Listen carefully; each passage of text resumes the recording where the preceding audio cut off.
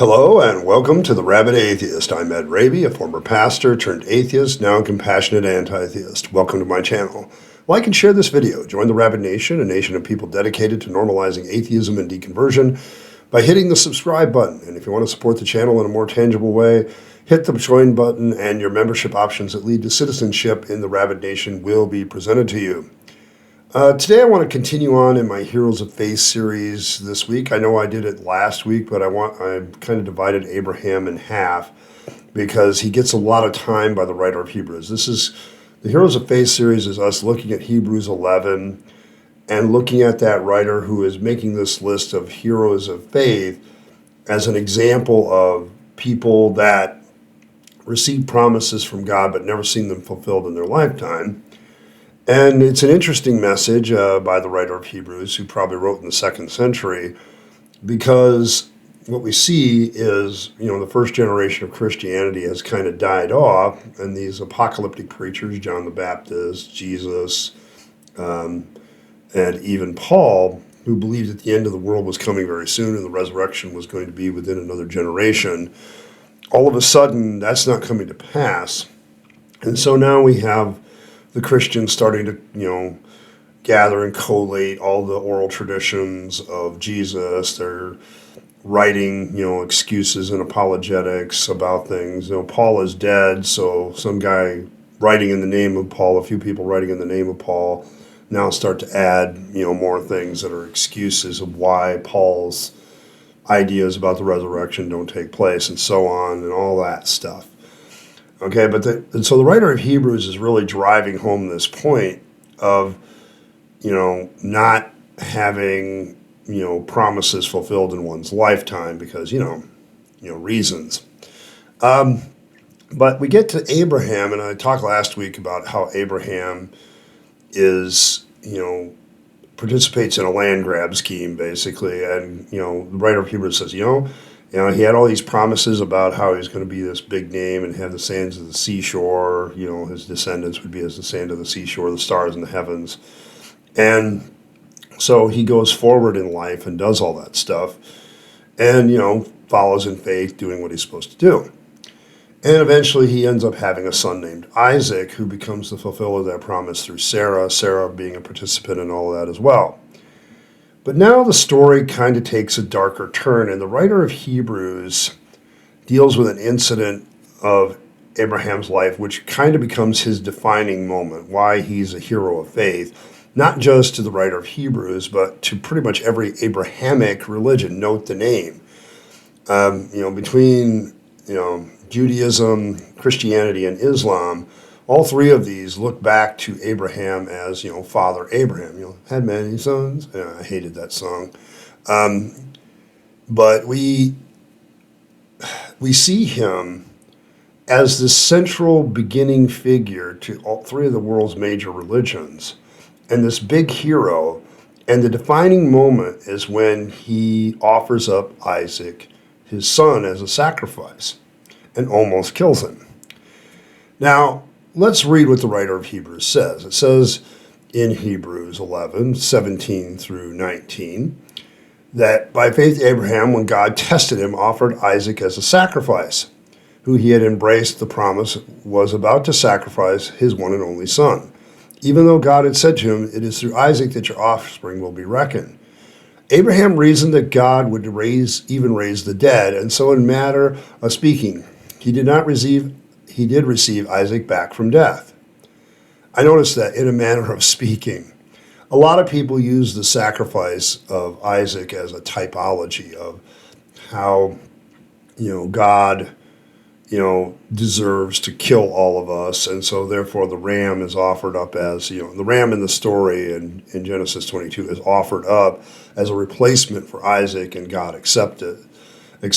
This becomes the basic of the idea of redemption, of redeeming something, okay, by using other meanings, by sacrificing something else. And so, innocent animals die in the place of human beings in a lot of cases, though in some cases that doesn't happen, like with Jephthah's daughter, because Jephthah makes a very consecrated vow and thus he can't get out of it, and God's hands seem to be tied as well. Child sacrifice is a very interesting concept and one that needs to be buried in our darker histories and gotten rid of.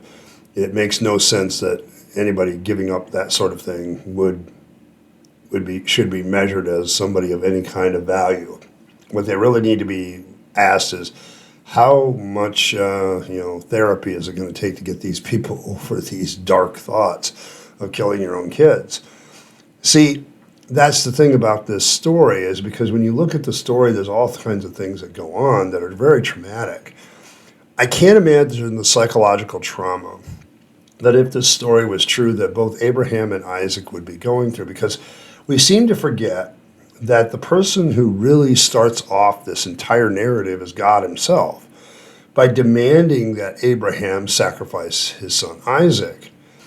This whole story wouldn't even exist if it wasn't for that beginning of the story, that we have this God Yahweh who demands out of Abraham that he sacrifice his only son, that he sacrifice all this stuff. And the writer of Hebrews puts an interesting interpretive spin on the end of it, as, Abraham reasons that God can raise the dead at that point, that the resurrection of the dead is a part of the story. Now, if you read through the Bible in a chronological manner, the resurrection of dead has not even been mentioned by this point in Scripture. There is no idea of the resurrection, but in Christian theology there is. And so we now see a writer going back and seeing resurrection everywhere, okay? Seeing that there's this resurrection in this Old Testament story. And so in a manner of speaking, Abraham did receive his child back from death. But here's the thing about Abraham being a hero of faith then. You get to be a hero of faith by absolutely having the intention of killing your child because God demands it. I find this a very interesting way of God testing people's faith. God does this a lot in the Bible. I mean, the whole scenario puts God's promise into question, and he's doing it himself. And so the only way that Abraham could reason in his mind is, okay, even if I kill Isaac, God is going to raise him back from the dead. Although the resurrection of the dead in this particular concept is a theological concept that doesn't come back up until later in Judaism and later, in Christianity. At the time that Abraham would have been walking around, nothing's ever been mentioned, according to the story, about a resurrection from the dead. But now Christians want to see this looking back through the Bible. And, today, Christians look through the Bible and see Jesus everywhere, because if you're presupposed to do that, that's what you're going to do. And so when they look at the story of Abraham, Christians kind of look, it's kind of a type of, the ram is Jesus, that takes the place for humanity, which is represented by Isaac. Well, who is Abraham then? Oh, he's playing the role of God. Okay, that's great. And so, it's like you have this whole idea that it's okay to kill somebody very close to you if God demands it. It's this mental idea that gets planted in people of faith in the Abrahamic religions early with this character of Abraham. Okay, I want to ask the question of what kind of relationship this would be if we put it in a more modern context. Let's have God played the role by a husband, and Abraham is a mother, and she has her one and only kid. The father says, no, you're going to take out your kid, lady, and you're going to kill that child because you're going to do it to appease me. I know I've given you promises about the kid having inheritance and all this other stuff, but you take a knife and you go out and you sacrifice that kid. We would consider such a thing as psychologically abusive, definitely bordering on abusive, certainly abuse of the child. And if the kid's old enough to kind of get a grip on things, what kind of mental trauma was Isaac going through at the time or in that kind of story? The point of the matter is that we would not consider this today to be a good idea. If we saw somebody today saying, hey man, I've got this donkey and I've got this fuel for the fire and I'm taking my kid along because God tells me that I need to sacrifice him to him. Even though God has promised me all these things through my son, I'm going to sacrifice him because you know what? I really just believe that God can raise him from the dead. What would we do with that? Wouldn't we go, hey dude, wait a minute. Number one, that's some pretty evil crap that God is supposedly asking you to do. You're putting this kid through this trauma. You're putting him through all this stuff so you can appease a God that we can't see. Do you hear why you're hearing these voices in your head? Yeah, I think you need to go see a therapist. I think you need to go see somebody. See, because this is the kind of mental crap that religion does to you. And the Abrahamic religions have lots of characters like this, both in the Old and in the New Testament, quite frankly, because God is willing to even kill his own kid. But this idea of killing children to appease God, to satisfy God's, curiosity as whether you're going to be faithful, to satisfy God's wrath and anger on sin. The whole notion, it's funny because, well, God speaks against, child sacrifice, and yet he does it himself.